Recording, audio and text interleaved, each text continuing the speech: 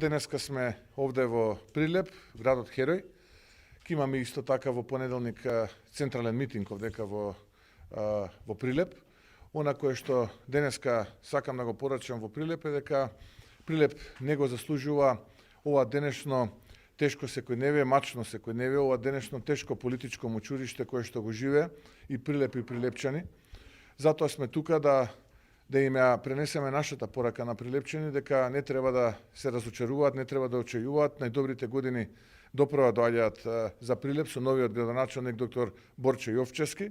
Очекуваме една голема победа на доктор Борче Јовчевски овдека уште во првиот круг, уште на 17 октомври, а потоа нормално многу работа, затоа што има многу работи кои што треба да се исправат, кои што изминативе 4 години беа погрешни, изминативе 4 години беа недостоинствени за Прилеп и за прилепчани.